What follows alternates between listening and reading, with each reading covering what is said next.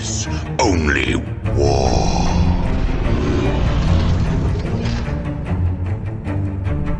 What is up, gents? 40k dirtbags. What have we done? Oh my god. So, I made this list beginning of 10th edition. First off, thanks for clicking on the video. But I made this list beginning of 10th edition when I saw that Accursed Cultists were kind of busted. Some other top guys have read them and thought the same thing. But until you actually put them on the table, you don't realize how fucking busted they are. So if you want to run this list, I would run it before they get touched.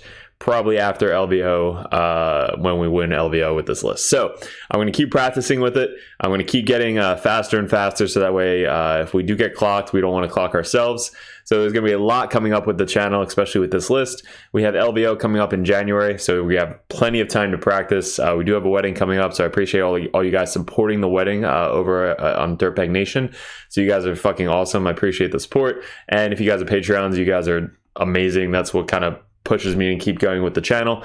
So we did get ranked #1 Chaos Space Marine player in the world at the end of 9th edition when we were running Abaddon and the bikes and the Terminators.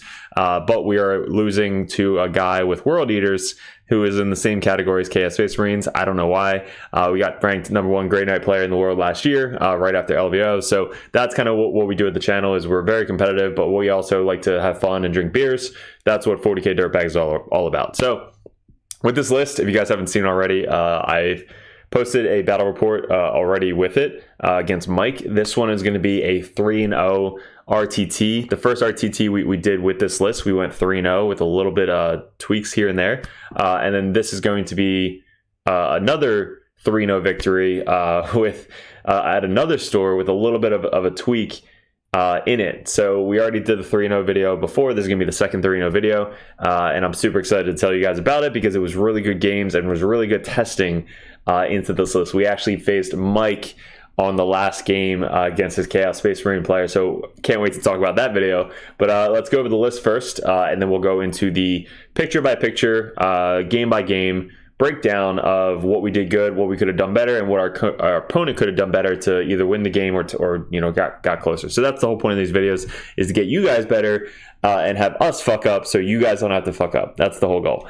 First off, Dirtbag merch. We did order about 2,000 more dice. They're going to be coming in November, so we're going to be getting more colors, all that stuff. We still have Calidus Assassin, so we just made about 25 to 30 more of them. So we have plenty Calidus Assassins. They look just like the Calidus Assassin model. They're just 3D printed. They're up on not Patreon, Discord, so if you guys are interested in getting that. We still have Codias. We have about 10 Codias left. We have green dice. So the bright green dice we still have available, and all the stickers. So a lot of people have been buying multiple stickers. I appreciate you guys. We send them out anywhere in the United States, cheap, but anywhere in the world we send them out. So if you guys want any of these stickers, they're all custom drawn from an artist specifically just for 40k Dirtbags. So you can't get them anywhere else. So just quick merch thing in there. So let's go to the list. We have, boom. So first off, Abaddon. People actually put a comment in talking about Abaddon like, oh, I wish you could run a chaos list not using Abaddon as a crutch or something. And I'm like, bro, you can run whatever the hell you want. It's your game. But for a model to be so good and buffs the army that you're trying to make, it just makes so much sense to put him in your list. Now, yes, you can run it without him, but you're going to be having more success with him in the list. It's almost like Games Workshop gave you Mortarion, for example, and you love the model, you love the lore, you love everything about him, and somebody's saying, oh, I wish you could make a list without him. It's like, no, I love this dude. I'm going to put him in the fucking list. So Abaddon, lore is fucking amazing. Books, everything all about it, and he's just a badass model. And his rules are really, really good, especially in the competitive scene. So this list specifically, completely different from just the rerolls and all that stuff. Forge Fiend's just blasting away. This, what we're using him for, is the 4-up invuln save. So he has a 6-inch aura, of 4 up invuln save, and he's still infantry, so he can run through walls and charge through walls and get to guys a lot easier. So him in the list is why we bring him, because the 4 up invuln save. So he also has all the marks. We're testing him out with a legionary unit, which I'll go over in a little bit. But that's really why we have him in the list, is because we want to give our cursed cultist a 4 up invuln save against anything that shoots at them, even in melee. And they have a 6 up field of pain, so it's just great combo. It's really hard to chew through a 4 up invuln save, 6 up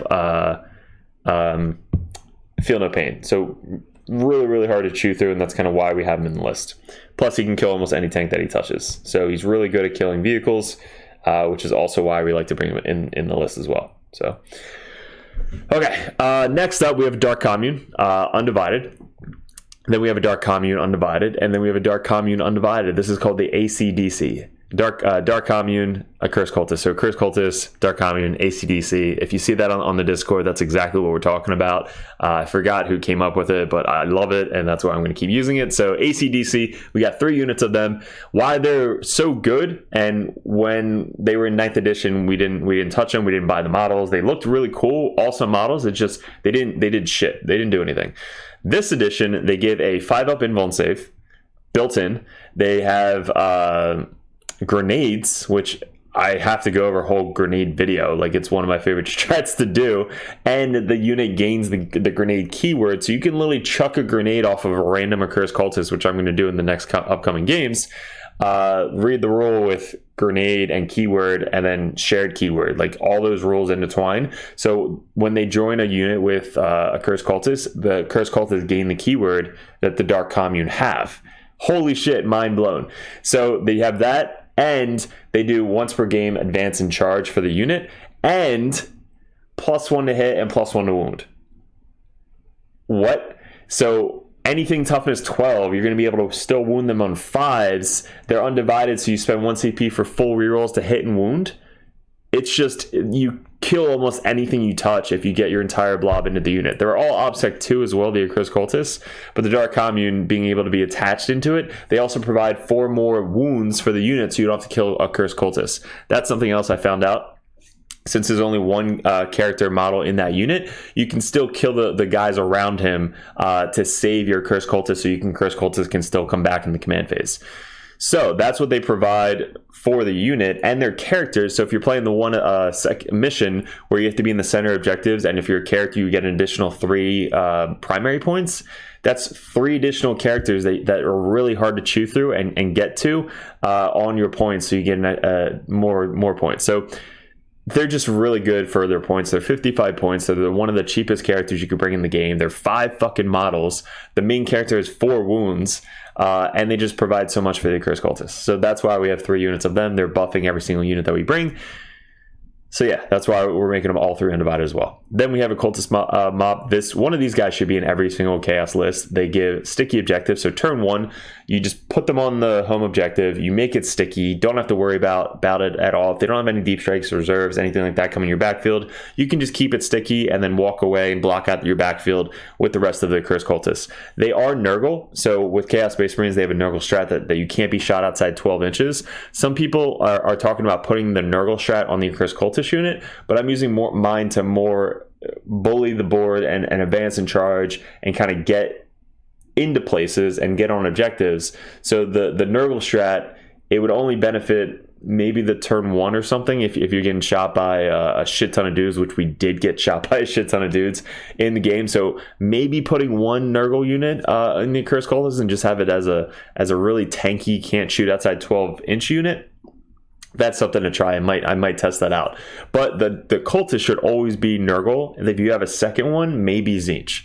But Nurgle, so that way in the back of your army, they can't be shot, especially with indirect fire, stuff like that. You want to at least put 1 sticky objective in your backfield and then them running and spreading out. They're really good at doing 9-inch from the corner, so that way they can do investigate signals for you. So kind of keep them at least within, 15 inches of the back edge, so that way they can move 6 and be wholly within 9 inches, so that way they can do the action. So Cultists are really good for Chaos Space for giving us sticky. Legionnaires.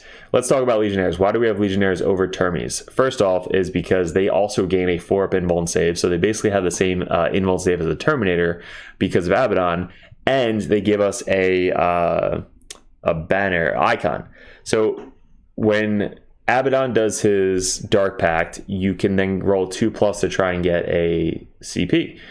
Well, if you fail the Dark Pact, you don't have a chance to get the CP. So these guys give you a chance to reroll the Dark Pact for free with Abaddon. So basically you have a couple long range shots like a last cannon heavy bolter. So if you want to stick one of them out and then just shoot really far away to Dark Pact just once, you're still able to get the Dark Pact and get the 2 CP. You just have to be able to see something. So this last cannon heavy bolter shooting 48 inches away, they're able to peek out, shoot once, and then get Abaddon a CP. So that's why we have the heavy stuff there, and Abaddon's unit's Nurgle. So if you need to do the strat on that unit, you could do that as well. Then we have all close combat weapons, because I want Abaddon to get in melee, run them up, advance up. So they have a lot of chain swords, all AP1. They're technically Khorne with Abaddon, and they'll Slanesh, so they can advance and charge. They explode on 5s. They could auto wound on 5s. Whatever you need them to do, they do. Then we have a heavy melee weapon on one of the models, and the leader has a heavy melee weapon as well.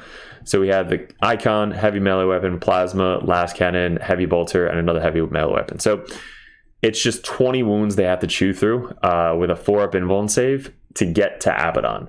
That's why I like the Legionnaires, and their speed 6, so they give that little extra inch to get that advance and charge off, trying to get them into combat. Also, what people don't really realize is they have full rerolls to wound when somebody's on an objective. So let's say Abaddon's charging in and that one person is towing the objective. He charges in, does the hitting on 2s, exploding on 5s, reroll 1s because of undivided, and then to wound, any 6s does devastating wounds with 3 damage AP4. So he gets full fucking rerolls to wound when you're on an objective because of the Legionnaires. That's another good combo with the Legionnaires compared to Terminators. Yes, they can't deep strike, but again, I'm starting Abaddon on the table anyway because of my Cursed Cultist getting the 4-up invuln save. So they're just going to kind of sit and cover behind a wall, waiting to do something turn 2 and 3. If you need them to shoot something turn 1, you just kind of peek one guy out, get the shot off, and then do the Dark Pact. So Legionnaires are very good, and they're only 180 points. I think one 10-man or 5-man Terminator units 190 or 195, so I'm already saving points and bringing way more wounds. They have 15 wounds in a 5-man squad compared to 20 in this 10-man Legionnaire squad. So again, that's my argument with bringing Legionnaires, especially with this list.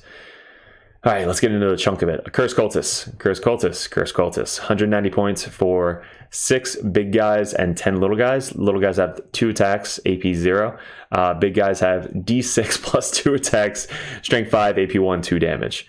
Holy shit. So they're all undivided, so that way they can get the 1 CP strat to reroll all hits and wounds. And with the advance and charge with the Dark Commune, they get +1 to hit, +1 to wound. So they're hitting on 3s, wounding on 3s on most cases with Marines, and then 2s, or if their toughness 5, 4s and 3s, and if their toughness 6 or more, 5s and 4s. So anything at, like, if you have to wound on toughness 10 or more, it's going to be even better, because now you're going from 6s to 5s, and wounding on 5s you're going to wound a shit ton of times, especially with exploding 6s and full rerolls to wound.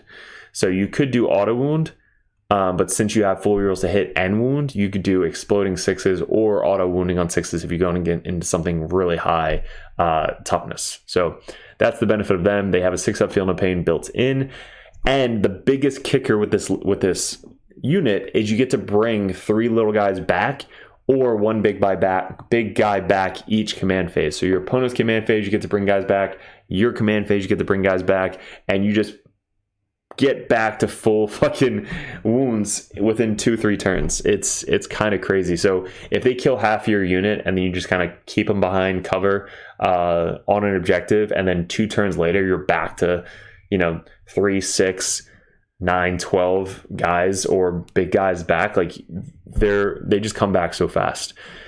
Also, they're 2 OBSEC for some reason. I don't know why they gave them 2 OBSEC, but they're 2 OBSEC. So when you have 16 guys in the unit, that's 32 OBSEC on the point. That's ridiculous. That's more than 3 Little Knights on the point. That 8, 16. You have basically 4 Little Knights on a point at any given time, which is insane.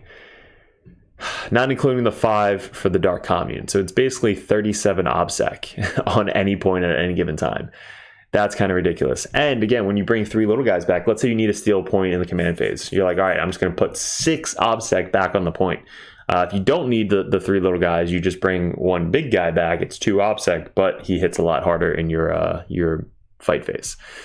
So again, very, very good unit. They're speed 6 as well. They're not speed 5. That would have been a little bit less attractive, but speed 6, advance and charge, +1 to hit, +1 to wound, d6 +2 attacks. Like it's kind of crazy. When I rolled the amount of attacks in these games, people are like, how many attacks do they have? And I kept having to remind them, it's d6 +2 exploding 6s, full rerolls to hit. So guys, it's kind of crazy.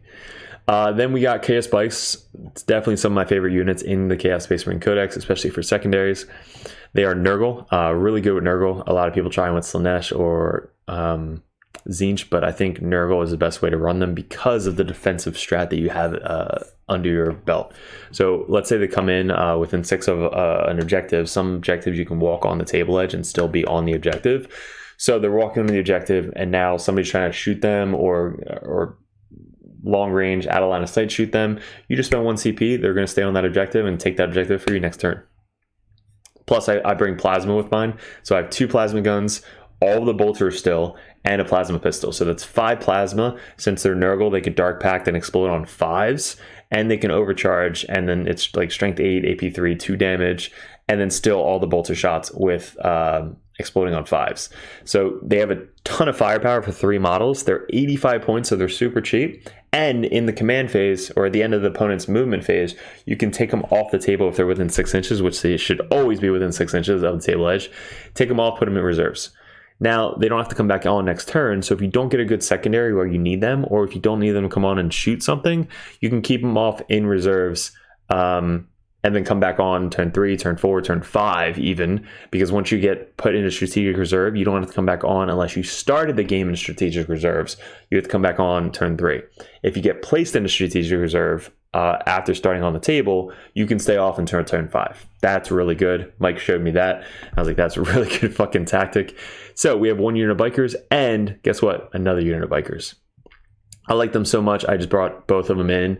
Now they're long bases, so with their long bases, they could basically come on within 6 of 1 table edge, start 9 inches away from the corner, put a bike down, 2 inches next to him, put another bike down, 2 inches next to him, put another bike down. So now they're all in coherency, but they're really far apart, so you have about 30 some inches of board edge that you are blocking out defensively with your 1 squad of bikes. So imagine having 2 of those bike squads. I like to have maybe 1 if needed to be aggressive, and then still have 1 more in my back pocket in case I need to do secondaries. But almost every single turn, they're coming off in your opponent's movement phase and then coming back on in your turn. So if you don't need them to move anywhere, you basically take them off, and then if you don't get a good secondary, just bring them right back on if you need to, and just block out the board edge. If you don't need them to come back on, keep them off. Wait a turn.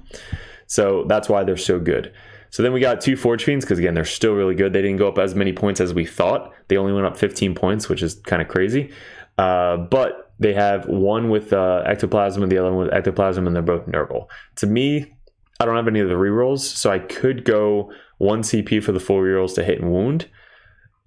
And I don't really have a lot of other shooting. So, I mean, that could be a test because Mike is running the autocannon dread one now, and he actually is loving the full rerolls to hit and wound with the autocannon dread. So maybe I'll try the autocannon dread with my second Forge Fiend, but I like to put 1 on the table and keep 1 in reserves, so that we can walk on hits on 3s, explodes on 5s, 3d3 blast with the ectoplasm, a strength 10, AP3, 3 damage with devastating wounds. It's a really good model to shoot, and anything like 10-man units, it just kind of murders the unit, getting +2 per gun, so it's 6 extra shots, plus the 3d3 shots to begin with, and exploding on 5s. Sometimes you explode, 3, 4, 5 times with the first roll, and then you're like, all right, now I have 5 more extra hits. It's kind of nuts. So that's why the Forge Fiends are there for the long range shots, 36 inch, and they kill a lot of shit from really far away. Plus, again, they're Nurgle, so if you need to spend the 1 CP strat to not be shot at, again, another good target to use it on. I think with Chaos Space Marines, 3 units of Nurgling should be in almost every single list. The benefit of them is being able to do secondaries, pre-game outside of your deployment zone. You can block out charges or whatever with them. And why I added them in my list specifically is their aura, which a lot of people don't really use them for, but their -1 to hit aura within 6 inches is just bonkers for 35 points. They're 4 wounds each. They have a 6-up invuln save. Their toughness 3. So even, not until strength 6, they get wounded on 2s.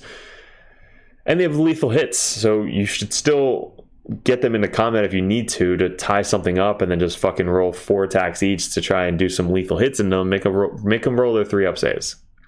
Which happened to me in my game against Mike, and he did 2 wounds to a bloat drone. So I was like, fucking roll it. He rolled it. I failed 2 saves, and I took 2 wounds.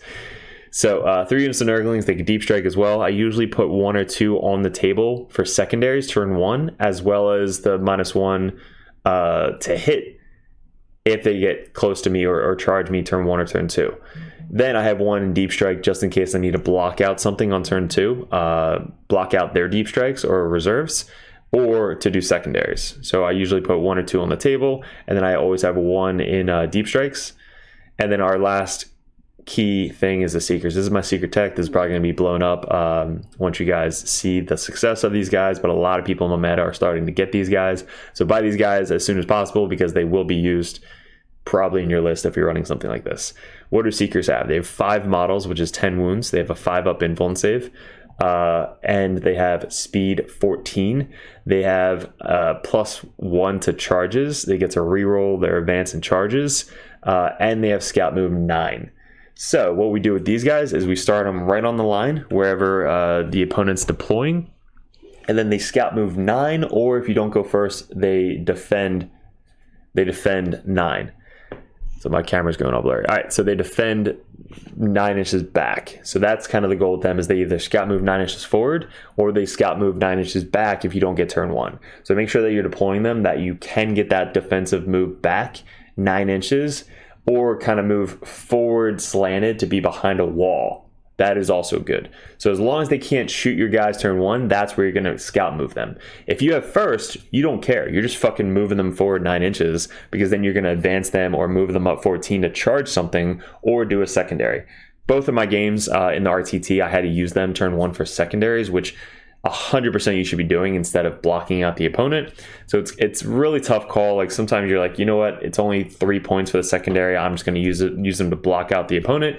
Or you're like, all right, I need those 5 points turn 1, so you're going to get, control the center with these guys. So it gives you a lot of advantage to either get behind enemy lines, engage in all fronts, control the center, control an objective, control 2 objectives, kill somebody turn 1. Like there's a lot of secondaries you could be using these guys for because of the scout move. So what I usually do is I start them on the line, scout move 9, and then either advance and block out their deployment zone. So I could basically block them all outside of 1 inches of them, turn their bases sideways 2 inches apart, and then block them out. Or you just kind of move up, charge something that is not going to fight back really hard, and just tie them up turn 1. That's the goal of the Seekers, and they're 85 points worth. So you could run 3 bikes, fucking dog, or run 1 of these guys and 1 bike, or 2 of these guys. Honestly, I haven't tried 2 out, but I definitely want to try 2 out. So if you don't get them, if you don't have them, get them now. They are cheap. I think they're like $33 or something for 5-man. I think because they're so cheap in points, they want to make them cheap to buy. Who the hell knows? But yes, they are in my list. First to hear it here.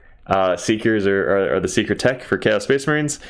And let me know what you guys think about the list. I'm going to post a lot of stuff in the Discord and the Patreon Discord. If you guys are, again, new and you're Patreon, you get access to a specific Patreon Discord link, as well as you get to support the channel so the channel grows and gets more content to you guys.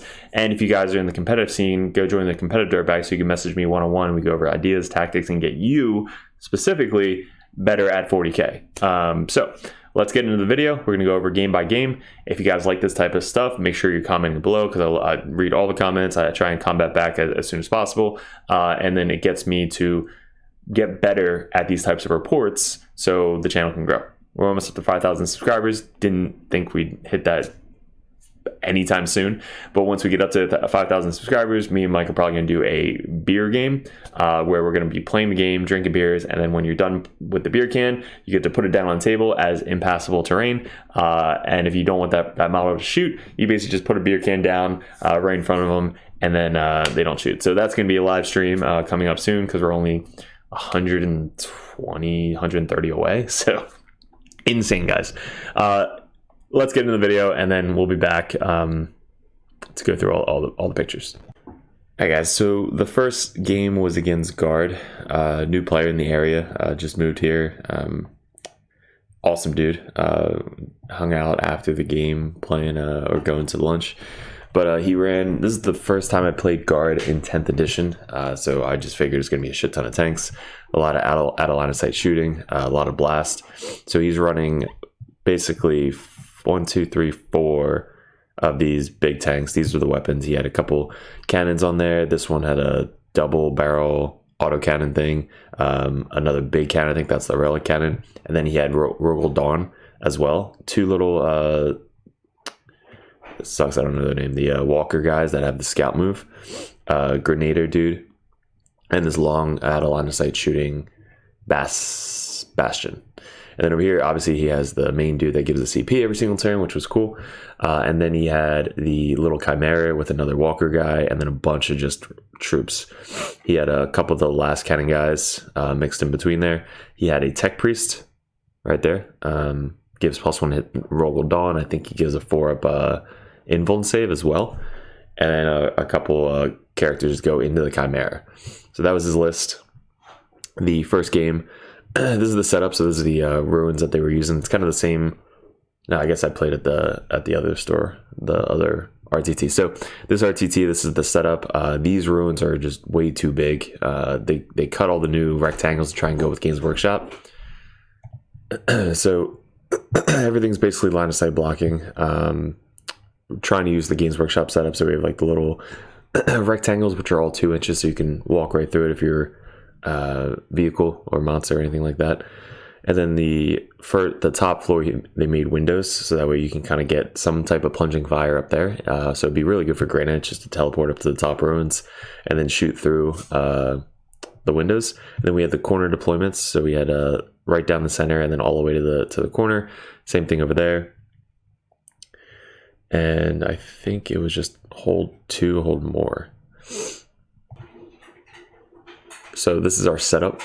This is our deployment. So we have basically all the tanks lined up on the corner here, or all the way by the back. He had one of the sentinels as far forward because of the scout move, and then the sentinel over here with the same thing. We put our Nurglings right behind this cover on the bottom objective. We had another unit, I believe, over here behind this wall. We set up the bikes in the back. We have the Curse Cultist unit there, the other Curse Cultist unit out here, and then we have the Seekers right on the line. So I believe I went first. So I was able to scout move the Seekers up to here, and then he scout moved his Sentinel on the other side of this wall over here. So we got aerial denial and overwhelming force. So if we kill units on an objective, we'll get points, and then if we're controlling the center, we'll get points. Now this is what I didn't want to do. Like anytime you get something secondaries, that's kind of what the Seekers are for, but I really wanted to kind of just charge in and block out the deployment. So this would have been perfect to do it. So they basically move up, and then they could either charge or kind of advance and spread out and just block most of the tanks in the deployment zone. But we then thought, like, all right, we're going to go for secondaries instead. So they basically just got up wholly within 6 inches of the center objective, and they're kind of just chilling right there to give me 5 points. It was an easy turn 1, 5 points. If we had Nurglings, we would have put them there instead. That's what I would probably suggest next, is put the Nurglings so that way they can get either cleanse, aerial denial, anything that you have to be in the center, deploy teleport homers, anything that you have to do action in the center. That's what I would use the Nurglings for. So the one Nurgling unit just moved up and then advanced, or moved up and then charged the Sentinel, and then the other guys on the other side of this wall over here. So I just wanted to kind of move up and just block, again, in his deployment zone. We had our Kris Cultist advance onto the objective over here behind the walls. Abaddon and his unit advanced up, did the 4-up invuln save, so that way his unit and these guys have the 4-up invuln save. And then up here, I think we just moved up and then charged. So this was an 8-inch charge that we had to make on turn 1 because the Sentinel was so far forward. So we basically moved up and then charged and then basically killed the Sentinel and then consolidated a little bit back. I was still giving them guys to shoot because I couldn't get all the way behind the wall over here. But we got on the objective up top. Bikes are just chilling. These bikes are chilling. We made this back objective sticky with the cultists, which are really good. And then that was our turn 1. So pretty good turn 1 with aerial denial. And then we killed this guy who was on the objective. So I think we got 3 points for that. He gets investigate signals and extend battle lines. So as long as he controls one in no man's land, and then investigate signal, he has to do within the corners. So he's got to start using some people in the corner to do it. So I think he brought his tank up in the corner and then this tank in that corner. He did move with these guys, so they were able to kind of move out and control this objective. So they fell back, moved out, went on this objective, got that. He controlled his own objective, so that got him 5 points.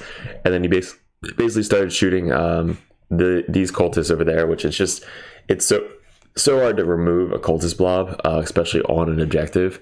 They didn't get the 4-up invuln from Abaddon, but they basically survived with the 5-up invuln save and 6-up feel no pain. And the Seekers are just basically waiting there so that way next turn they can run around the building and then eventually tie up everything over there. So once he's done moving, this is what it looks like. He moved up, Rogaldawn, this tank over here did the investigate signals. This tank moved up, and then that tank moved up to do investigate signals. So basically using tanks to do investigate signals. We then on our turn try to block out the whole zone because he has guys coming in from reserves. So we brought our bikes on over here to try and get some shots off on the tank. We brought our bikes up over here to kind of block out this corner. These guys are just moving back to, again, just sit on the objective. We brought our Forge Fiend in to be 23 inches away from this tank, so that way it can't move up and then shoot me because I have the Nurgle strat. So if you're outside 12, you can't shoot the tank. So that'll come up in a little bit. And then our Seekers, we got Assassinate. So I asked, how many wounds does this fucking guy have? I think he said like 3 or 4. So I wanted to try and kill this character with the Seekers. So they basically moved up and then charged. And I think he overwatched, and I got 3 Seekers or 2 Seekers onto him. And they couldn't do it. They left him on 1 wound. Then everybody else kind of moved out and charged and finished off the rest of the Seekers. The Nurglings deep struck in the center to again block out the center. We're blocking out this entire backfield with the cultists and the bikes, and then we're blocking out this side over here. So Abaddon wanted to advance and charge, but we couldn't get a good enough advance. So basically just moved up and tried to be somewhat fearful of this tank moving up and just shooting him. And then these guys tagged up this tank, killed the Sentinel, killed the guys that were on the objective, and then tagged up this tank. So we basically have 2 tanks tagged up, and then we killed the Sentinel on this side of the wall. So that was our turn 2. He gets behind enemy lines, and then aerial denial. So both are pretty hard for him right now. He can't really get behind enemy lines because we blocked out the entire backfield. And then aerial denial, he has to be within the center, and I can't be within the center. So I think he got rid of behind enemy lines, and then he gets deployed teleport homers. So again, pretty hard to do with everything kind of flooding the zone. So he does move on the tank, which I didn't know can go on tanks. So the tank gets an extra 3-inch movement. So he basically fucking moves 13 inches within 12 inches of my tank, so that way he's able to shoot my Forge Fiend in the face. So I was like, oh, fuck. So he moved up his tank. to there. The Sentinel walked in over there. I think it has the last cannon. The big fucking Rogel Dawn starts moving forward. These guys are falling back, moving forward. The Tech Priest follows the tank, buffs up Rogel Dawn. These guys shoot in combat, shoot out of combat. They're all tagged up, so they're all -1 to hit. I think they shot the bikes. He shot everything into Abaddon's unit. And this guy just keeps shooting long bombardments into all my guys. So we leave the Forge Fiend on 1 wound. Shot it a bunch of times with both these guys, and I think he tried to shoot it with a heavy bolter from this thing and left it on 1 wound. So that was cool. And then the Accursed Cultists just kind of chilling there, waiting to do their advance and charge to get back on these tanks. He again couldn't bring in really anything else. So on our turn 3, we get Assassinate, Secure No Man's Land. Or we kept Assassinate because I really wanted to kill that guy. So we kept Assassinate. We didn't get it last turn. So we kept Assassinate. We move up. We throw... I think we shoot Abaddon into the dude because I'm within 12 inches now. So he loses Lone Operative. And we have 2 dudes left after all that shooting into Abaddon's unit. So Abaddon has 2 guys left. We kill that character. We spend 1 CP to fall back and charge with the Accursed Cultist. So we basically leave this tank. We fall back towards this way, so I can either have them charge his character over here, charge this character, or kind of just tie up all 3 tanks again over here. Then we bring in the Accursed Cultist down here. I think we did what's it called, the rapid ingress. So we rapid ingressed this bottom unit down here, so that way they can on our turn move up and try and kill this tank. The bikes then came back on and kind of shot all their plasma into there. Another unit of Nurglings came down in the center over here, and then this guy walked in over here to try and help out this side. These guys advanced in charge, so they advanced up and hopefully get that charge off on the Sentinel and the tank. And then again, the bikes are blocking out the back. These guys are blocking out the back. And again, on our turn 3, we're going to try and charge and just tie everybody up, and also try and limit where his other tank can walk in the table edge. So as we charged, blocked out this corner, blocked out all of this. We blocked out basically the center. We blocked out all of this corner, because when they charged in, they piled in and kind of kept outside 9 inches. And then these guys blocked in up here. So really all he had was right about here, all the way around to there. So basically all of this, he could bring in his tank on turn 3. So only his deployment zone. We blew up, I think, his tank back here with our 2 Forge Fiends. We tied up these 2 tanks. I think we killed the Sentinel. And then the Nurglings charged the guys down here. And then Abaddon obviously charged Rogel Dawn, which Rogel Dawn survived because he has a 4-up invuln save. And I think he's got like a shit ton of wounds. So I think he left him on 6 wounds. This tank has 2 wounds. This tank has 10 wounds. This tank didn't really take that much damage. So again, we're just blocking everything out. And then on his turn, he brings in his tank where he can, all the way in the top corner here. All these guys are just kind of chilling, waiting for the cultists to get to him. Rogel Dawn's still stuck in combat. And that was turn 3. So by turn 4, we basically have everything blocked out. I don't think Rogel Dawn fell back. And we basically called it after here. So on turn 4, we got our secondaries and we kind of did what we could do. And then same thing with him. And then he's like, I don't think I can come back from this. I was like, I honestly don't think either. So we called it after this. We still have basically all of our Cursed Cultists. We have Abaddon left on 7 wounds. 1 unit of Nurglings, 2 units of Nurglings. The dudes are back here. We still have both bike units and 1.5 Forge Fiends.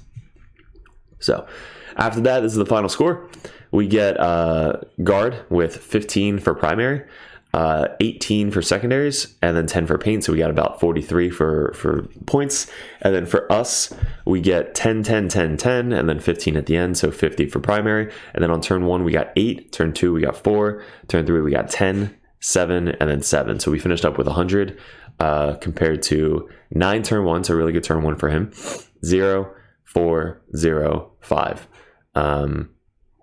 So yeah, that was, again, first time playing Guard, but with all the units just running at you and being super cautious to eventually get to you, you'd basically hide on the objectives, and then once they get close enough, you can advance and charge and just tie up most of the guard army. The Seekers I loved. They did really well this game. They would have done better if I didn't get that aerial denial turn 1. So they would have kind of like been in his fucking deployment zone, blocking everything in, because the tanks aren't really going to do enough attacks or damage to them turn 1 with the melee. They'll shoot them dead, but again, they don't get to move, or they have to fall back and sacrifice the shooting. So that was game 1. Good start to the day. We then went over, get some pizza. And then our second opponent, sorry, he had 53. I didn't add it up correctly, or I didn't add 10 points, but 53 to 100. And then our second opponent was Zach. So Zach is a veteran at the store. He's really good. He goes to all the tournaments, all the GTs. One of the dumpster fire guys. So with Zach, he loves his Blood Angels, really good at them, and he runs kind of like different lists that I don't usually see. So he ran this list at Nova, did really well with it, realized that he was, I think, up on points. So when he revised it after the thing, he was even on points. So basically, this is the list that did really, really well at Nova, and then brought it to this RTT. So he has Unit of Jump, Death Company. He's got these guys that can come down within 3 and just blast whatever the fuck they want to blast. Obviously, he has the Cald Assassin. She's still really, really, really good. And then he's got tanks. So he's got 2 Whirlwinds, which are amazing. He's got these 2 Destruction tanks. He's got the guys that can advance, deploy, and also can't be outside 12 inches, which is really good into every army. And then he's got the Librarian in this unit, so that way they gain Lone Operative, which is even more scarier. Because I play Death Guard, so shooting the Plaguebear's Crawlers into these guys as soon as possible is what you really want to do, and kill them ASAP. So anytime I see them on table, especially with Grey Knights, I want to try and get them dead as soon as possible. So even these guys, which we'll get into, the bolter dudes that are just insane right now. They have so much damage output. Whatever they look at just gets deleted. And then the Apothecary, I believe, is in that unit to res them as well. And then he's got the Librarian Dreadnought that can teleport people. And I think that's his list. So again, I think it was similar deployment. No, this is a weird deployment. So it's basically, how was this deployed? I think it was like 20 inches up and then to the corner. Like, it was super weird. It was this deployment all the way up at the top here. So it was like halfway up and then all the way to the corner, and then halfway up and then all the way to the corner. But it was like a long corner, not the, yeah, it was just a weird deployment. Take and hold, and then extend battle lines. So we get to set up the deployment. So we set up the objectives just like this. So I set up 1 here, he set up 1 back there, I set up 1 over here, because I kind of want an open objective, so that way I can at least tie, like I can put 1 guy out on the objective here. If he kills it in my command phase, I can then make a cultist to get back onto the objective over here. So that was my intent. Same thing with over here. I can like kind of walk out, tag it, and then if he kills a guy, I can then make a guy on the objective. And then up here, I just want everything to be in the open. So in the open, in the open, in the open, in the open. So everything was in the open, so that way my Forge Fiends can just shoot whatever the fuck they want to shoot. And then Nurglings up there, Nurglings down here, Bikes, Curse Cultists, Abaddon. These guys have to make it sticky turn 1. And then the Seekers had the pregame move, so they started right on the line, and then they basically just moved up 9 inches up there. So we luckily had turn 1 because his guys were just so far forward. So we were like, all right, we have to literally just charge and kill them as soon as possible. So since the Curse Cultist started here and he deploys guys right there, I'm like, all right, I'm just going to fucking commit these guys turn 1. So I proc their thing, advance and charge, and then I advance them. I think I rolled like a 5 or a 6. Like, I get pretty fucking far. And this is where we're at turn 1. So I get again aerial denial and cleanse. So again, I'm trying to be as aggressive as possible, but I am getting really good secondaries that I set up for good. So again, with the Seekers, I kind of did the same thing where I get aerial denial, but I don't want to use them for aerial denial. I want to kind of throw them forward. So I kind of launch them forward, and I don't have a unit wholly within the center. So I make the decision that I launch them forward, charge these guys, and I was thinking maybe I can consolidate back on the like near this objective to get near aerial denial, which probably would have been smarter. But I wanted to tie up the tanks, and this is still one of the first matches that I have in 10th edition with Space Marines, so still learning they can fall back and shoot still. They get like really good shooting phases. Like I didn't think about the fall back and shoot. So I was like, all right, I'll tie up the tanks. Then he can't fall back and shoot, but then he goes into that doctrine where he can fall back and shoot with everybody. So that was my mistake, because I should have used the Seekers just to kind of charge these guys on the other side of the wall, and then leave one guy like here, or at least within 3 inches of the objective, so that way I can pile back onto the objective and near the center, so that way at least I get aerial denial. So didn't do great with them, but we charged both the units of interceptors. We did the events. These guys walked up and cleansed. These guys walked up and cleansed. So cleanse was easy. We got cleanse on both objectives. Everything else basically ran forward. So we got Abaddon behind the ruin here. These guys ran up. I put these guys here so that way I can make a guy on the objective if they die, which I fucked that up. I didn't do the measurement correctly. And then these guys kind of tailored out all the way back here to get the 4-up invuln save from Abaddon, and then these guys charge. So with just 1, 2, 3, 4, so 4 guys into this unit, and then 1, 2 into this unit. So we spent 1 CP for the full rerolls to hit and wound. We get +1 hit, +1 wound. So we're hitting on 3s, full rerolls, exploding 6s, and wounding on 2s, because we're wounding on 3s, but then +1 wound, we wound on 2s, full rerolls to wound. So we wound them like a shit ton of times into this unit, and only these 2 guys basically killed the rest of these guys. So they're all -1 AP and 2 damage. I think he spent 1 CP to make these armor contempt. Still 3-up saves with 30 fucking attacks or 30 some wounds, just killed them. So our turn 1, we get cleanse, kill this unit with the librarian, kill this unit, and we take off both of these fucking event. Like it was just such a good turn 1 for us. Then he had to come back and basically try and kill this whole unit. So at the end of this turn, we tied up both tanks with the Seekers. We kill both of these guys, and then we consolidate technically back towards this objective. So that's probably why I left these guys here.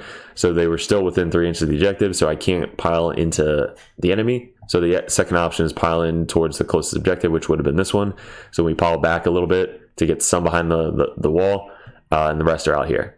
So this is where we realize how good this shooting unit is. Okay, so his turn 1, he moves the tank up to get on the objective. Again, fall back and shoot. This one falls back this way. These guys hop out on the other side of the wall. Everything else kind of stays back here to shoot out of line of sight. The whirlwind moves up a little bit over here, and let's go into how many shots he has. So these guys shoot everything into the accursed cultists and basically do 72 wounds to the accursed cultist unit. He kills everything with the 4-up invuln save and the 6-up feel no pain. He kills everything to the wound and leaves my character alive. So that one unit right there with oaths just unloads all of these shots, exploding on 5s, auto wounding on 5s, full rerolls to hit. Then to wound, it's just wounding, I think, on 4s, but it's full rerolls to wound. I don't know if he gets +1 wound or not, but he basically wounds me 74, 75 times and kills everything to the wound. Like if I had one guy left, I could have then started like bringing dudes back, but he to the wound, guys, killed the entire unit of accursed cultists. So they soaked up that much firepower from these guys, and just neutered them. So then the whirlwinds were shooting the bikes, took one bike down and left 1-on-1 wound. The Nurglings, I think one lived over here with 2 wounds left, and then he started shooting these tanks into, I think, these accursed cultists and the Seekers. So he then charged the Seekers, killed the Seekers in melee, and got him a little bit more forward. So then our turn 2, we had to kind of try and clap back. He rapid ingressed these guys up at the top because we did block out most of our zone down here. So we blocked out, oh, he had fucking snipers I forgot about. So snipers were on the other side of the wall over here, which I think the Nurglings turn 1 moved up and cleansed. I was going to charge them, but I needed to do cleanse, so we cleansed instead. So our bikes came in from the edge over here. The other bikes came off and then came back on over here. Oh, those are the 2 bikes, sorry. 2 bikes went up there, 3 bikes came down here. Both Forge Fiends walked in the side over here, so that way they were able to get line of sight onto these 2 units, and that way we can kind of like either shoot and just do blast and try and kill as much as we possibly can. The Death Company scared me a lot, but after seeing these guys, what they could do, they scare me even more. So the Nurglings deep struck over here, 1, 2, 3 to try and block out this side. These guys blocked out down here. We have the Nurglings over here to block out over here, and then these guys advance and kind of block out everything on this side. So the cultists blocking out most of the back zone. One Nurgling here blocking that out. These guys. So from here, let me see if I could draw it for you guys. Okay, so I can't draw it out, but we got from basically here all the way. I was right outside 9 inches, so basically here all the way around to here is where he can come in. So he really can only pick back behind his wall or up here to try and get into Abaddon and kill Abaddon and the other Curse Cultists. So he came in over there. I was still able to get line of sight onto most of his guys, so we were able to kind of like fire everything that way. And then I wanted to kill the intercessors or these guys as soon as possible. So we got a tank to choose. We have our Curse Cultists advancing and charging, so they advanced up. Abaddon advanced up, spent 1 CP so I could shoot and charge. Then the bikes came in over here to try and blow up these guys with Nurgle and exploding on 5s. Everything down here kind of came up. These guys came up. I don't know if they shot at all. They might have just shot some into the tank.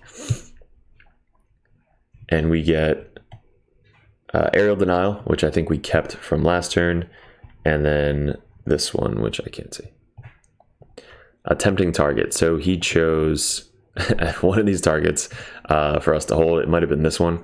So tempting target, we obviously control this.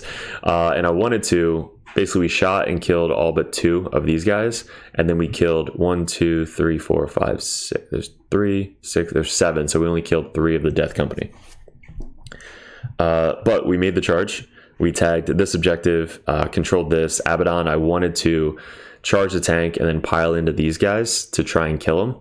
Because as long as you charge, block off the tank, then your other guys can charge like kind of over here, ending closer to the tank, and then pile in as long as they're within 4 inches to get to these guys and then attack those guys. So in 10th edition, you can attack units that you didn't declare as a charge as long as you can pile in towards the closest enemy unit, which would be that one, and then make the charge. So that was an option, or charge in, pile in, and try and get to these guys up here, which I wanted to do with the Curse Cultists. It just, the maneuvering couldn't get to that. So this is basically what we have left. The Nurglings made a 9-inch charge on the tank for, I don't know. They just made the charge and then tied up this tank and this tank. And then Forge Fiends are kind of just chilling over here. I took 3 wounds with the Hazardous. And that was my turn 2. He got attempting target and behind enemy lines. So he has to try and get behind enemy lines, which he got with these guys because they can come within 3. So he basically steals my objective, gets behind enemy lines, and then the Death Company charge. I make this obviously, but the tempting target because we have so much fucking OBSEC on this point. I think he had his assassin come down over here. We then had the Death Company hop over. These guys move up to get shots off on basically everything over here. The character got me aerial denial, so the one guy that was left advanced up and just was within 6 inches of the center, so that was an easy 5 points. And then we rapid ingressed our Curse Cultists down here to try and, again, protect our Forge Fiends and keep this objective alive.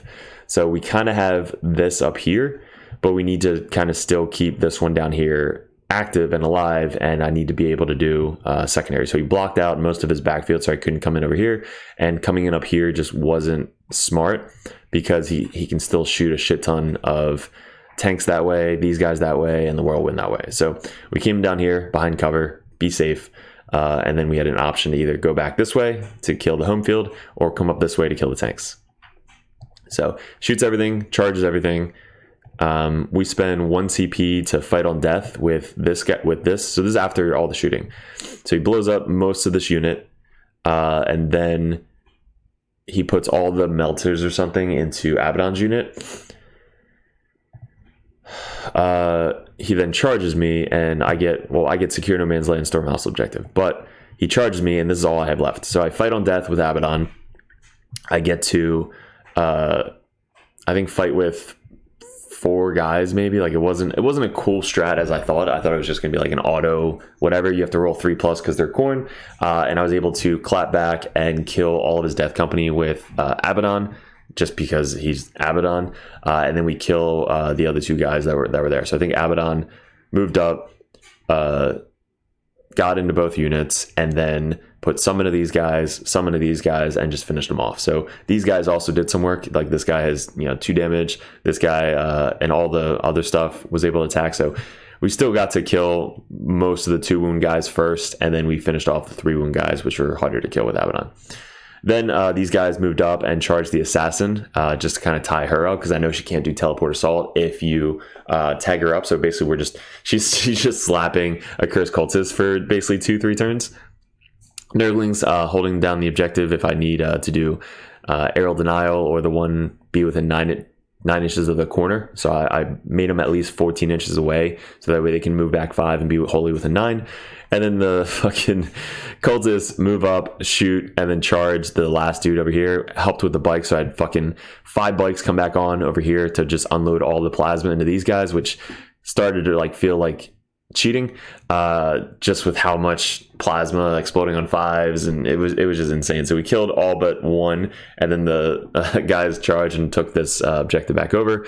Nurgling moved up to make it -1 to hit in melee, and then these guys are still alive down here, just unloading everything on these. So I spent 1 CP on the Nurgling for this one, so that way his Libby can't shoot his fucking Melta into this guy, and everything basically charged and tied up these tanks and the Dread. So he still has home field objective, which is the land raid or the whirlwind.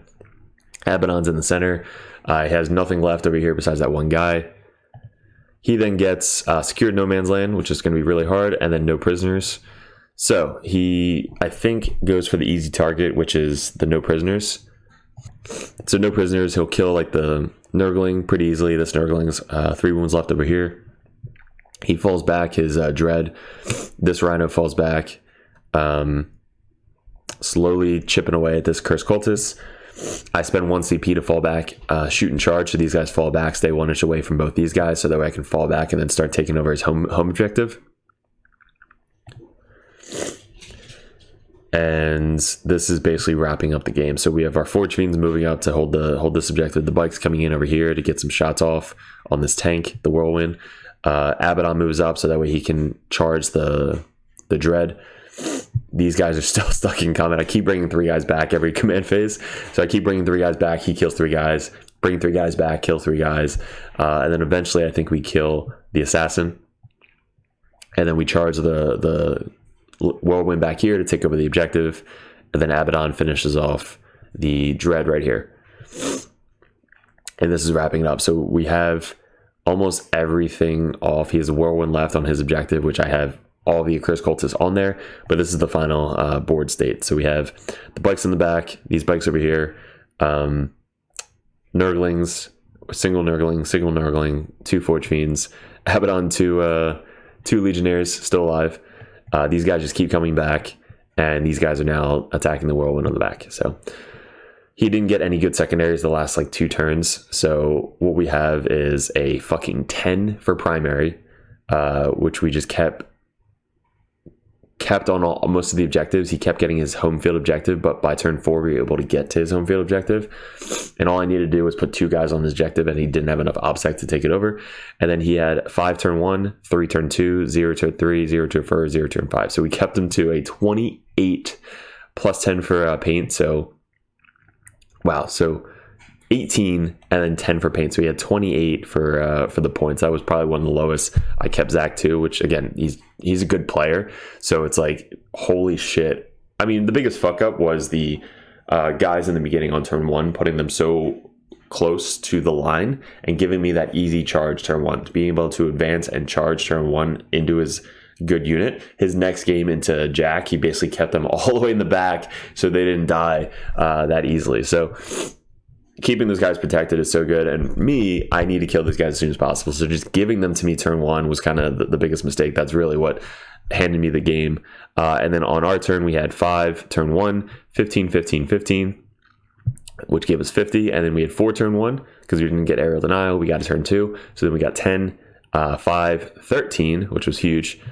I think that was us stealing his home field objective. And then 11 on turn 4. So we 10, 20, 30, 42, I think we got 43, which we maxed out 40. So 100 to 28. So great game, Zach. Always good pleasure. He just kept shaking his head because of how busted the cursed cultists were into him, specifically just the full rerolls, dark pacting, exploding on 6s. Like, it was just advancing charge, 2 damage, d6 plus 2 attacks on the big guys. Like, it was just so many dice. Then our boy Keeble, we get for the final game. So he played this list before, so he kind of knew exactly what it does. Super hard to go into, and again, Keebles are like partner that we test out all the time. We basically bounce lists off each other. We hone in on his list so that way he knows exactly what it does.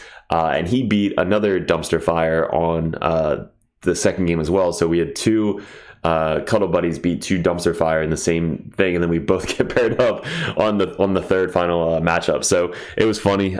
We haven't played each other in a tournament in a while, so it was good to like get a like strict like let's play tournament level game, and we both knew exactly what was going to happen with like our strats, what we were aiming for, when we're going to rapid ingress. Like, we basically planned each other's turn out 4 turns ahead of time. So this game is going to be fun to talk about. All right, so let's go over his list. We got 2 Fortunes, 1 with the undivided autocannon dread, which is actually did really well for him this tournament. 1 with the plasma, 1 cultist unit, 2x2 Fortunes, not Fortunes, obliterators. The blue scribes, 3 units by 3 Nurglings, which is just super good. 2 Warp Talon units, Raptor unit, bikes, 10-man Terminators, and Abaddon. So super sound list for Chaos. It kind of does a lot of different things. His MVPs that he loved were the Warp Talons. This RTT is going to take out the Raptors and either add more bikes, Seekers,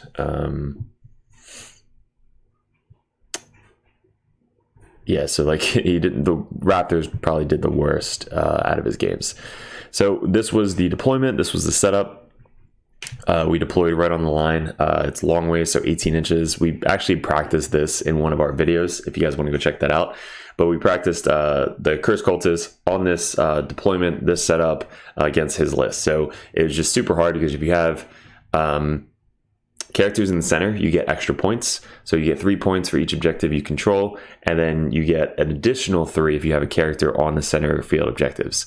So we found out in this game that it has to be a character model, not character unit. So I always thought it was character unit, where if your unit touches it and it has a character in it, you get points. But if you read it, it just says character model. So you have to make sure your character is at least touching the objective. So it makes sense. It's a little bit harder to do. And you don't have just 1 unit of Curse Cultist touching all 3 objectives and getting fucking 15 points for that. So that makes sense.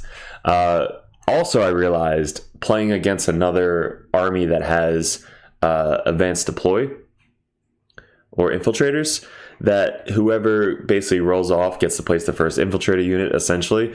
So he did really well with placing his fucking Nurglings like right here, right outside 9 inches. And then I was like, oh shit, I have to put down my Nurglings before he just blocks out my entire board edge. So I put my Nurglings same spot that he did on this side. And then he put his second unit of Nurglings in the center on the other side of this. So gave me options where I can either, advance and charge to get out on the center. These Seekers can then move up and charge these guys. So it gives me a bunch of options putting infiltrators that close. because of the pregame move and the guys being able to advance and charge. We then put our Forge Fiend back here, the bikes, Cultist touching the objective, and Abaddon and the other Curse Cultist down here. He did the same thing. These guys picking the objective, Forge Fiend back here, other Forge Fiend back here. Sorry, this was a proxy, so he was just seeing, we both were seeing if he moves his full 8 inches, what is his line of sight. That's really good to practice pre-game, so that we both agree that he can't get line of sight to your guys turn 1. So it's really good to agree. So we used the proxy dude right here. He moves up 8. We then drew the laser out, and he can't see these guys, and he can't see these guys. So we put the laser out and made sure that if I set up my guys here, he won't be able to shoot me with his Forge Fiends turn 1. That's really good agreement and practice and gentlemanlike on both sides. So that way there's no argument. It's like, all right, we both agree you can't see him. So that way if you do get a line of sight on him, then obviously you moved incorrectly, or like something happened with the movement.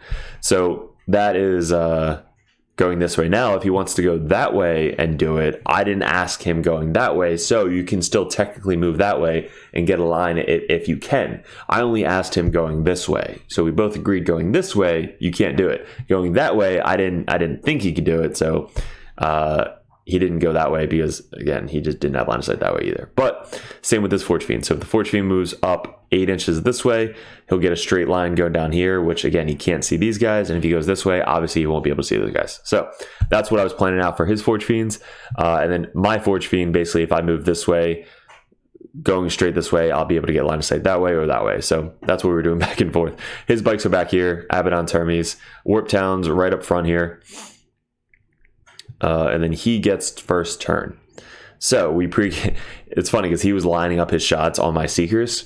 And then he's like, I don't know why Derek put the Seekers on the line. And then I fucking pregame moved 9 inches behind this little ruin. And he's like, oh, yeah, that makes sense. So he just thought I fucked up. I was like, nah, I wanted to move him up there to begin with. So, he gets turn 1, he gets Storm Hostile Objective and Capture Enemy Outposts. So obviously pretty hard to do. This one, he has to, at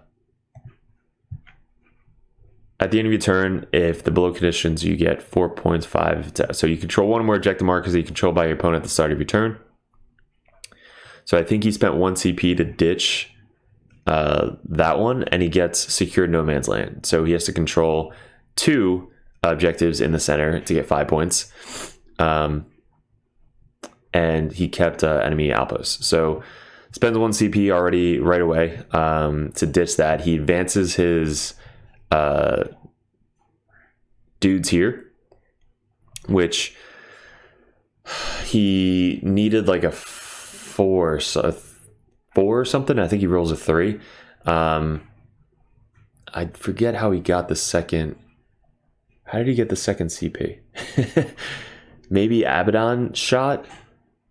No, how the fuck did he... Hold on, 1 second. That's what it was. So he didn't spend a CP. He basically... You can't do that turn 1. So he basically shuffled it back into the deck and then picked that one. So he got that one and he spent a CP to do the reroll. So that's what happened was he needed to get onto the center objective. So he rolls a 3. Couldn't get there. So then he rolls a 5 or 6... and then he gets onto the objective. So the Warp Towns move up here to claim that objective. These guys moved up here to claim that objective. The Nurglings then, super smart, blocked out my movement over here. So I can go kind of like this way, but I can't go through these guys because I can't go within 1 inch. I can't fit through there because I can't go within 1 inch. So my only option was either to go around this way because they're fucking speed 14, so I can either go around this way and go that way, or just kind of charge the Nurglings and kill the Nurglings and be safe. What I should have done was charge the Nurglings and just stay on this objective, and have these guys deal with the dudes up here. But I didn't do that. I moved up and went around. So this is what I did. So these guys ran out from the other side of the building over here. Abaddon's unit ran out up here. These guys moved up to get the charge off on the cultists, and then these guys moved around to either try and charge, kill the cultists, be on the other side of the wall here, or charge the Nurglings and kill the Nurglings. So these guys moved up. I think they advanced, and I didn't use the advance and charge on them yet. The Forge Fiend moved up to try and shoot his Forge Fiend. Nurglings moved up to try and do something to the Warp Talons. And I think that was all my movement. So this is what it is at the end of the turn. We shot this Forge Fiend into the Nurglings over here. We shot Abaddon's unit. I think I spent 1 CP to advance and shoot. So we shot Abaddon's unit into the Nurglings as well. And then we left 1 Nurgling unit on the objective right there. And the Seekers moved up, charged, consolidated. These guys moved up. And now what I did here was pro play, I guess what you would say, is I used the Cultists as the charge target, and then I consolidated into the Warp Talons and killed the Warp Talons. So he basically gave me the Warp Talons turn 1 because I was able to get a good charge off onto the guys, and then I blocked out, you see here, I blocked out my charge with the little guys, and then my bigger guys moved this way, ending closer to the Cultists, and then I consolidated into the Warp Talons. Same with the Nurglings. So all the big guys basically killed the Warp Talons, and all the little guys killed the Cultists. So then I tried to do the same thing he did, where I blocked out the movement from the Terminators with the Nurglings, and the Accursed Cultists obviously blocked out the Terminators over here. So I'm kind of sacrificing I want to see how they could survive with Abaddon and the unit with the -1 to hit into my full unit. So on his turn, he then brings everybody forward. He gets behind enemy lines and assassination. So what does he have to do here? He has to basically murder my unit, which he almost does. He kills all of the Accursed Cultists. Now, I didn't put him good enough so that way I couldn't sacrifice these guys. Instead, I had to sacrifice my Cultists to keep them in coherency. So if I would have had 1 regular Cultist back here, I could have kept making these guys the Accursed Cultists in my command phase. But instead, I put them all out front, which, lesson learned, you should always keep 1 right next to your main chick who can't die because she's a character. So all we have left is 3 left from that unit, which means that we survived a shit ton of shots. He deep struck both Obliterators down here. This thing moved up. Abaddon obviously moved up. The Nurglings are on that objective. This guy ran back here, which let me get onto this objective on my turn. So we rapid ingressed over here because this guy ran back, and then he brought everything down there. So again, rapid ingressing a Cursed Cultist unit, I would do every single game if you're running them. All right, so he then, I think, charged the Nurglings just to get behind cover up there. Engage on all fronts, which I think he spent a CP for to get, and then overwhelming force. So Abaddon and his 10 Terminators over here. My Nurglings deep struck down here. I just used the same models because they died from Abaddon's unit. So they deep struck down here outside 9 inches, and then they made their charge just to kind of be annoying. So I stayed outside the Obliterators, but I made the charge on the Forge Fiend. So I tug up the Forge Fiend, and I blocked out the Obliterators from moving forward onto the objective. Then down here, these guys moved up and charged this lone Nurgling to get behind the wall over here to prepare for the advance and charge going forward. And then this Accursed Cultist unit advanced up to here to, again, prepare to fight for the center. Abaddon moved over here to walk away from his Abaddon. And then I wanted to kind of bring the bikes on and the Forge Fiend over here. So this is where he messed up, and we talked about this at the end. He didn't block out this side of the board, so that I was able to walk on my Forge Fiend and get line of sight onto his 10-man Terminator unit, which Forge Fiends with Blast and AP3, 3 damage, is made to kill Terminator bricks. Then I brought the 3 fucking bikes with Plasma on as well. So we just unloaded everything into this unit, and we killed 8 Terminators with the guns.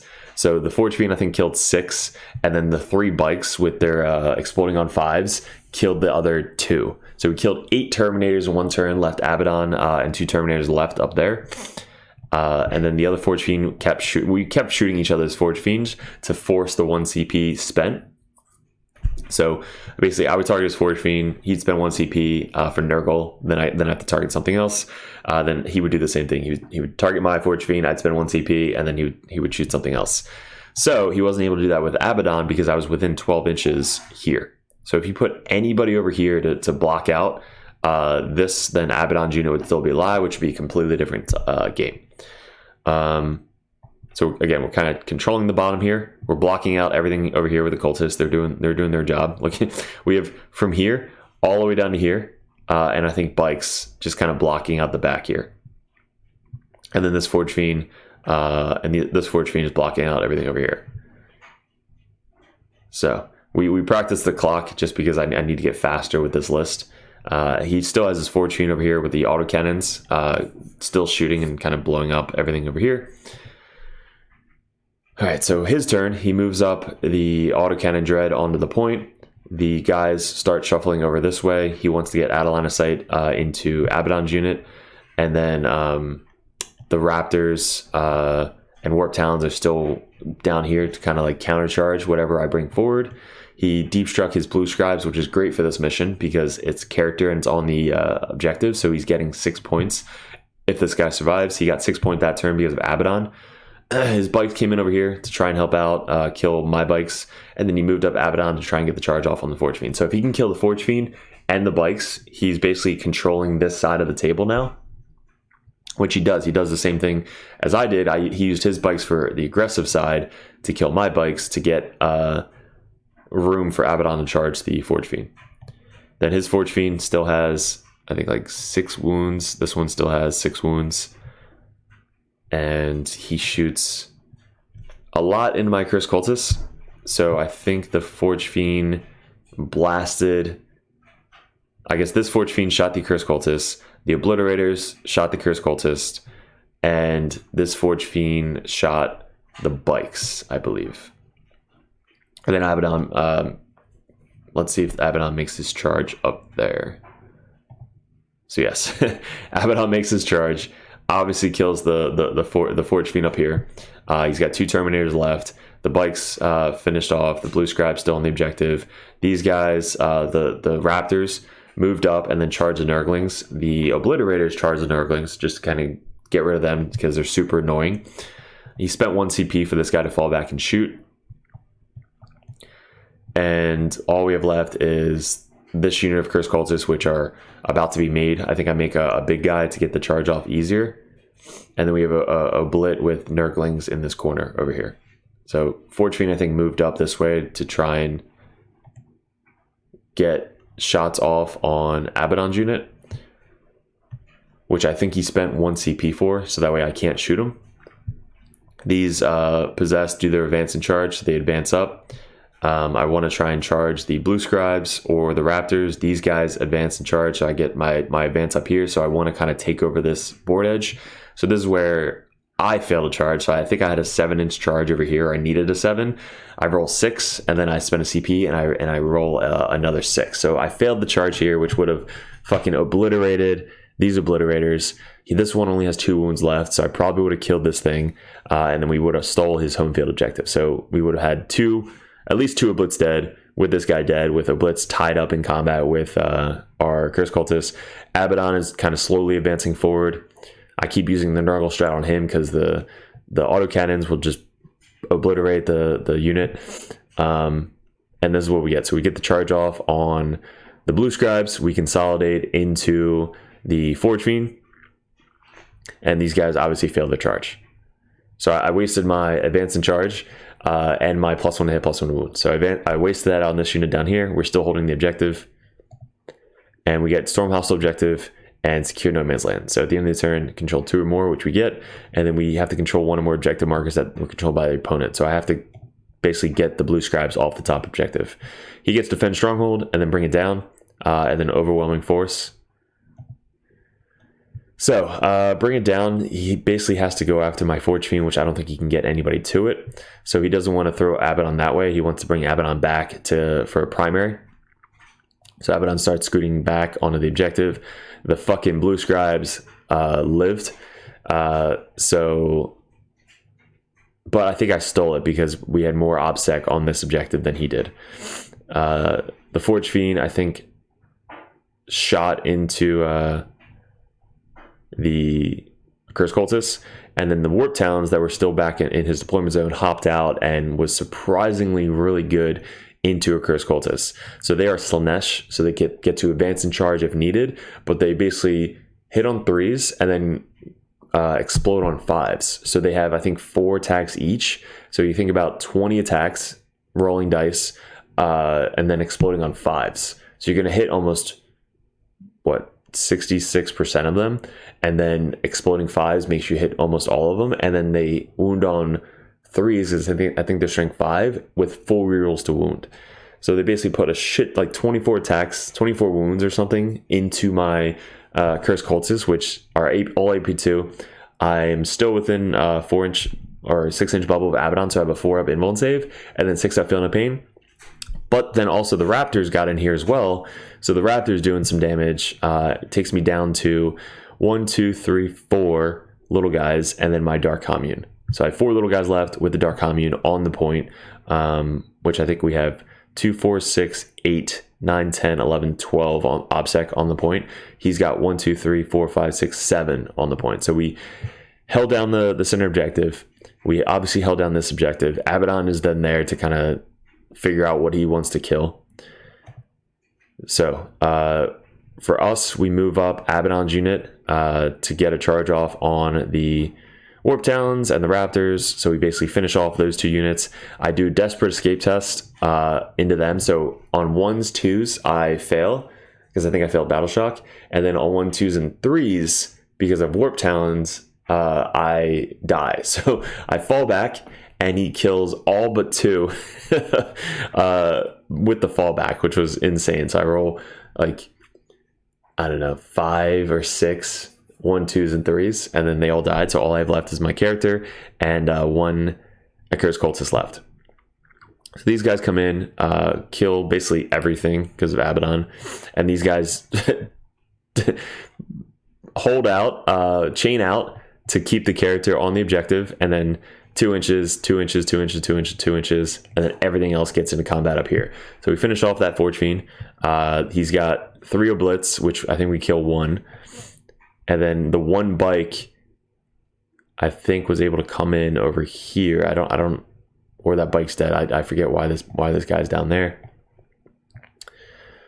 And then he still obviously has Abaddon up here. We have our Forge Fiend over here. We have our bikes blocking out the back here. This thing's sticky.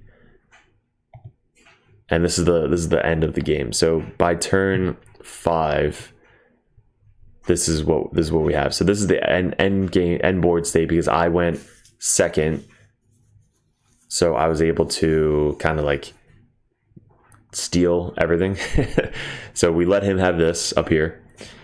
We stole the center by killing everything over here, and then we stole his backfield objective, and we obviously had this objective. So end of the game, he gets 3 for primary, 9 for primary, 3 for primary.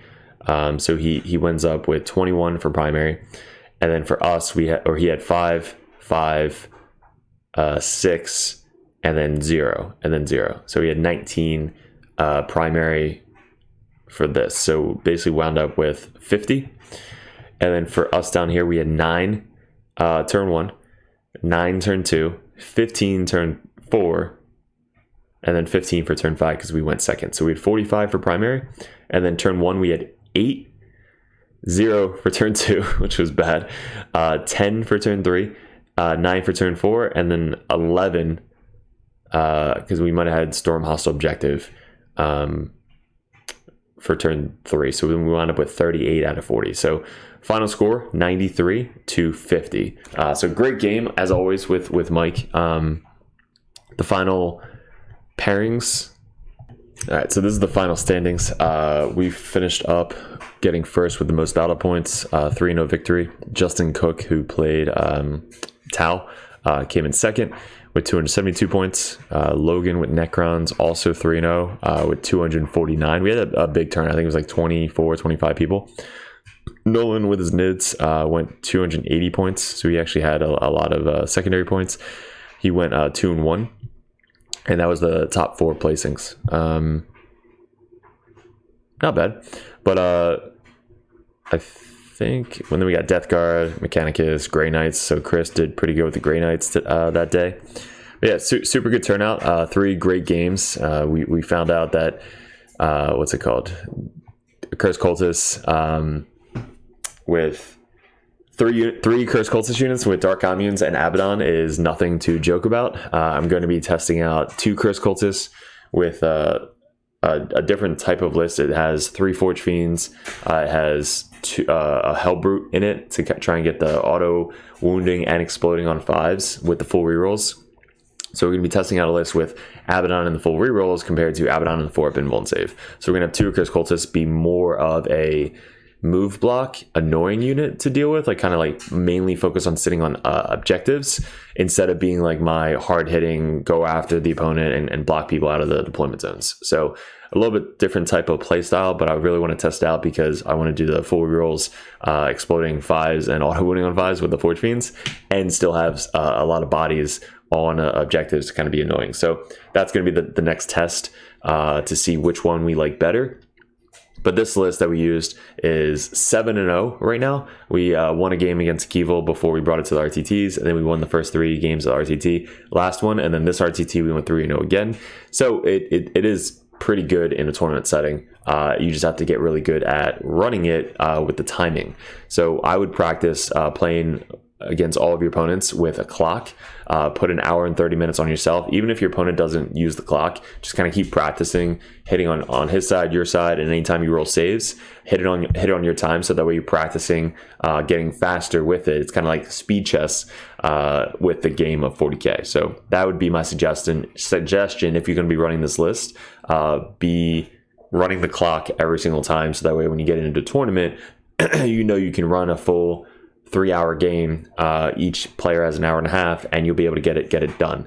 So that would be my suggestion. But a super fun list, great tournament, great turnout, and we will continue to keep playing Chaos Space Marine up into LVO. So we're going to be playing Grey Knights, Death Guard, and CSM in all of our battle reports, and then anything that you guys want to suggest. If you guys are Grandmasters, again, you get to give a suggestion on what type of battle reports you want to see, what armies you want to see me play.